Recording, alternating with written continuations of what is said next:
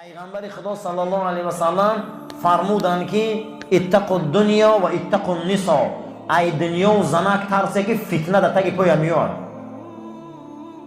نوح پیغمبر کی غم دو، یوسف پیغمبر کی با سوران بود، همه زنکا بودن. شما شوخی نفهمه. خداوند در قرآن انما الاموالکم و ازواجکم و اولادکم و اموالکم و ازواجکم فتنه لکم، زناتون، مالاتون، فرزنداتون فتنه هاتون هم میگه. شوخی نکنه این مسئله را. فتنه همینه که یک چیزی خوب بدور میکنن اینو. برای پیغمبر گفت خدا لعنت کنه فتنه کنه. برای همین این فتنه چیزی بده. شما شوخی نفهمه. بسیاری همین دنیا، انا همین دنیا رو از رسول فتنه ها کرده گیم. ما مرده که فتنه گرم داریم، زنه که فتنه گرم داریم. در 18 جای قرآن خداوند مال و زن و فرزند دشمن و فتنه میگه. برای همین بسیار احتیاط باشیم. یوسف نبی را مویندراش فتنه کردن، بین برادران جنگ موندن. حضرت عاد پیغمبر زن و فتنه کردن، زنش فتنه کرد. حضرت هود پیغمبر از زنش فتنه کرد. پیغمبران الهی را، نوح پیغمبر را غم دادن. شوخی نفهمیم. 2 مراتب رسول الله را فتنه کردن، خصوصا ازواج مطهرات فتنه کردن که همشان یک مراتب سر دادن. 2 مراتب سوره احزاب زنها به حلائل به همون ناز نعمت دنیا فریفته شدن، زبان درازی به رسول اکرم کردن. حتی که حضرت عمر خندیده است. بعد یک روز حضرت ابوبکر آمد گفت چی میخندی عمر؟ گفت یک کاری عجایب کردم. گفت چیکار کردی؟ گفت من در خانه درنگی بودم، 700 خانه اومده، خانه پیغمبر خبرش اوچش گفته است که پیغمبر در خانهش آبی سلقین داره و خرما، دیگه هیچی خوردن نداریم. ما همین بوریا داره، اندک زندگی هیچی زندگی نداریم که وای من دیدگی نبوده. منم از می پشت آمدم و از همین گردنش با تمام قوت خپیدم، در زمین جقیدم، گفتم اگه میکشم تا که تو کی که خانی پیغمبر اومده خانی من گپ میزنی؟ تو کی که امروز خانه شوهرت اومده خانی من گپ میزنی؟ که حالت ابوبکر خندید و عایشه کارا کرده بود. عایشه را من چنان قرتخش داشتم که ایهوش را باید دست خلاص کردم. تو شما کیه که خانی رسول اومده گپ میزنی؟ امروز انمی خبربری خبر بیاری ها با طلاق برده میرسونه. اگر نامعقول کردن گوی نامعقوله. خشا به حال خسرایی که رنگ ابوبکر عمر باشم که دخترمی قبل قرتخش داشت میگه انا این وزبینیا رو آمدن بعد از این در حلائل چیه؟ تمام زیباگی در وقت دست درازی کردن. پیامبر این و آن گفت. بعد از اون قرآن گفت النبی اولی بالمؤمنین من انفسهم و ازواجهم امهاتهم. زنای مردم، این پیغمبر برای شما ای جاناتون شیرینه و زنای پیغمبر برای شما مادره تا قیامت. اگر اینا دنیاداری و همه حلائل و همه چی در میرفت اینا مادر نمیشدن. اینا مادر ایروی چی شدن؟ ایروی انامین کار که او پدرها آمدن که جقیدن که بس کنه این کارا. پیامبر گفت من از امتم ای فتنه میترسم. چقدر امروز بین ما در فتنه، چقدر بین ما در دستیسه چی خواه بدار میکنن. برای رسول اکرم گفت خدا لعنت کنه فتنه کنه. پروردگار ما هم دعا میکنیم پروردگار زنی فتنه‌گر قدیم مرد فتنه‌گر لعنت کرد. برای به هیچ چیز میسازم، به هیچ چیز. امروز عبدالله ابن یکی از یهودیان بود، عبدالله ابن سلام نه دیگرش بود، از یهودیان آمد که پیامبر اکرم از دنیا گذشته، دانوگی نو بین. عبدالله ابن سبا میبیا که امروز رسول اکرم مرد است و در حال فتنه را بیدار میکنه که پیغمبرا که جایی ده که مردن درست میگن که رسول الله مرد، بله بیا میگه که پیغمبر از زمین بیت المقدس بریم پره باباش ابراهیم ده گور کنید. دانوگی یهود بین تاریخ نگاه میکنن. اگر جسد مبارک رسول اکرم قدس میبردن فکر کن که امروز ما غلامی او بودیم. که ابوبکر صدیق میخزن میگه پیغمبرا در که جایی که قبض ارواح شون همونجا گور میشن. این نامعقول کردی برو اینجا. برای همین فتنه را بیدار میکنن. چقدر امروز از عالم اسلام فتنه بیدار کردن، چقدر فتنه ها خزاندن، دسیسه ها کردن.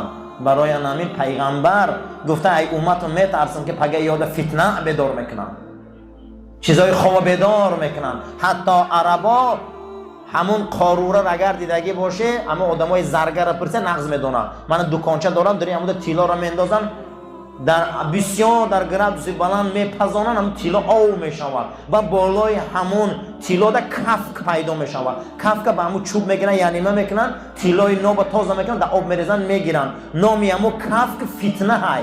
تا فتنه ما نبیایه با مسلمان معلوم نمیشه. و همین فتنه نبیایه مسلمان معلوم نمیشه. این همینجا فتنه میخواد که منافق ما میشناسه. پیغمبر خدا گفته اگه منافق چخه میشناسه گفته منافق سیری درونه داره. یکی فیلته زبان نو که زبانش قدی چهرهش قدی حرکتش قدی خش بوی میتیه. اینجا میفهمیم شبا. این همینجا با منافق میفهمیم. برای همین عزیزا برادر با فتنه هم نباشه آدمو معلوم نمیشه. همین فتنه ای که همون میجوشی با تیلا جدا میشه و اون کف جدا میشه و از اون تیلا زنجیر و گردنبند و تاج میکنن او کف که میگیرن در یک مسلکه میپرتوین. برای همین انا همین رمضان هم فکر کرده ایسا فتنه خوبه، شکم چرانی میمونه، نفس چرانی میمونه، لجام میکنیخته، ایران نگو اوران نگو. ای با ناسکشا رو بینی که حدیثه هم انا فتنه میشم. همین رنگی سگی جیندیان اینو با همه دا میچسبن. قسم به خدا میگم این شوخی نیست. به نام خدا اینو هر روز تو بگره وای بر حال همون زناشون چی روز دارن در حولی قد همون نبیره و پبیرشون باور کنی. انا میگه فتنه همین نوخه همین رمضان نبیایه که ما بدی همی رو نمیدونیم و انا میگه بد بودنش معلوم بشه. این همی یک رمضان خودش من تماشا کن دین همون شب مبارک شب قدر پیغمبر میگه بس سجده من خرسان کنی. پیغمبر میگه نماز نافل همین نماز زیوتی ای 8 رکعت هم میگریزه میره. این هم معلوم بشه نیمش. و سجده ضرر داره، رکوع ضرر داره، همین سبحان ربی الاعلی ضرر داره. همین نماز زیوتی خوندنش هم بدعت باشه میگم. نه فهمیدم من نماز اگر 1000 رکعت اون قسم به خدا بدعت نیست. نماز هیچ محل بدعت نمیشه والله. میتونی 1000 رکعت خونده یا شب، میتونی 8 رکعت نه 1000 رکعت خون. یگان عبادت بدعت نداره. یا آدم میتونه که 10 قربانی کنه دورنده و بدعت میشه بابا، آیاتش سقط میشه. یا آدم میتونه که هر سال حج روه، حج فرضی بدعت میشه بابا. این چیه دایست؟ عبادت بدعت نداره. یا آدم طهارت داره میخواد به خدا نزدیک شه با طهارت میکنه. همین دو بار همین بدعت میشه بابا. این چیه رو فکر کنیم؟ همین 8 رکعت 10 رکعت 20 رکعت 50 رکعت قیام اللیل 100 رکعت چه میکنه آخی؟ همین ضرر داره نماز. الا بذکر الله تطمئن القلوب. با یاد خدا دل آرام میگیره. همین نماز یاد خدا هست یا نه؟ پیامبر ترسیده نه فتنه. این نه فتنه‌گری یا فتنه اندازی هم بیدار میکنه میکاره. این یگان گر به فایده اسلام نیست. برای همین عزیزان این فتنه احتیاط شوه. فتنه دامن هر آدم میقپه. پیغمبر خدا صلی الله علیه و سلم دعا میکرد هستیم که اللهم اسدود بار پروردگار رو محکم کن همون سوراخی های دل من که از وی ثواب میریزم. اگر یک ستیل در روغن باشه و شیر باشه رنگی سوزن شکاف باشه هوای آساسه تا سحر میچکه میریزه. قلب آدم همین خیلی رفتارهای رزیله داشته که همین ثواب هم ریخته میرفتیم. من همین قدر ثواب میکنی در درون دل جمع شدن میگیره روح دا. با بعض جای روح ها رنگی سوزن شکاف بده همون میده کرده ثواب ریخته رفتن میگیره. پیغمبر دعا میکرده صلی الله علیه و سلم که اللهم اسدود پروردگار صد کن پلاتینا کن محکم کن قلبی من که ثوابای من ریخته نروه. همین آمدن ما شیشتن ما گوش کردن قرآن و امر معروف همین دوادمون برای چیه؟ همین ثواب این یک رفتاری به معنی قدی همون ثواب ریخته رفتن میگیره. برای همین دعا کردم در کوره که خداوند و انمون شکافی های قلب ما را محکم کرد، شکافی های قلب ما را مستحکم کن که ثوابمون ریخته نروه. آدم ها امروز یک درخت میشیرانند، دلشان برای درختشان میسوزه. آدم یک مرغ داره، دلش برای مرغش میسوزه. یک درخت میشیرانی وقتی یک جا رفتن ده همون درخت یک کس پدوس میکنه که میره نگاه کن. باغ تا ده یک کس پدوس میکنه که نگاهش کن. اگر تا ده یک کس پدوس میکنه که نگاه کن. همین آوت استفاده بر بخور، این کن آن کن، همین کارا کن که همین رسوا نشوه. پیغمبر 1.5 میلیارد امت با بسوحی پرتفته میره. این قدر مهنت کرده، عذاب کشیده، شهرش ترک کرده، زادگاهش ترک کرده، مهاجرت رفته، عذاب کشیده، سنگ خورده، دشنام کردیانش، چهره هاش سنگ پرتفتیان، چه عذابای دایی رهنه کشیده. ایره نغز دانین آدم ها یک درخش فکر میکنه اما او غم امت نمیخوره.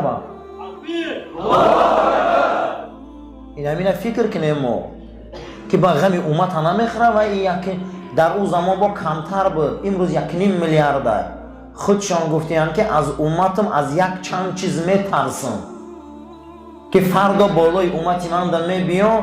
حضرت گفتیان چیه؟ گفته یکم ریبا پراتسینخری.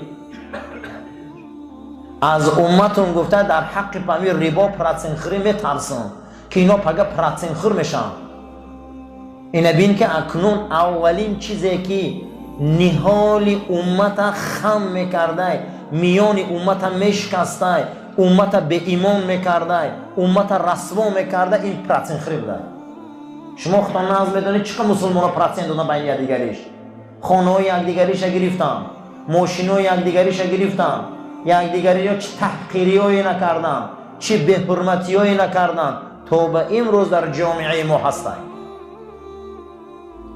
پیغمبر خدا صلی الله علیه و سلم فرمودند که ربا پراتسین 33 دروازه دارد. ای همه دروازه سبکترینش به مادر نزدیک کردن است. این ترسیدن رسول اکرم. در دیگر حدیث گوهربارشان حضرت فرمودند که یکی از نشانه های قیامت همینه که مردم دیگر به فایز زندگی کردن نمیتونن. باز تماشا کنه دیگه همه ایچی را مردم رفته فایز خدی گرفته است. فایز خدی پول میگیره، فایز خدی خانه میگیره، فایز خدی ماشین میگیره، فایز خدی حوالی میگیره، فایز خدی چی عملوی نکرده است. حتی نگاه کنیم که همون کارت ها هم هر روز ما دا فایز میتیم که ای وقت استفاده بر فایز نمیتیم. ایتا میکنیم. پیامبر در او زمان میگن که من از امتم ای فایز میترسم. من از امتم ای فایز میترسم. روز میشم که یگان تایینون نمیمونه که در فایز ندرویم. این معجزه شونه. میدونیستیم که روز میشه همه ما در فایز میدرویم. من با اون خدمت تقریبا میگه قرض گیرای بانک. معلوم ده پیامبر میدونیسته که همین زمان میبیو برنامه یهود غلبه میکنه. وقتی که فایز خورد مردم میره نغز دان دعاش قبول نمیشه و دیگه افلاسی دادرنش. اما ببینید افلاسی ای این رسول الله ترسیدیم، ای نهال امت ترسیدیم که امتی من نهالش حیف میکنن بر ریبا. دویم گفته به فتنه. دویم به چی بوده؟ به فتنه. فتنه هر یک فرد مسلمان خاصتا فتنه میقپه. این آیه مبارکه قرآن است. یکی از فتنه های وزبین ای درون دین فتنه ایجاد میکنن. همین قدر فتنه های میخزانن که حیران میمونی.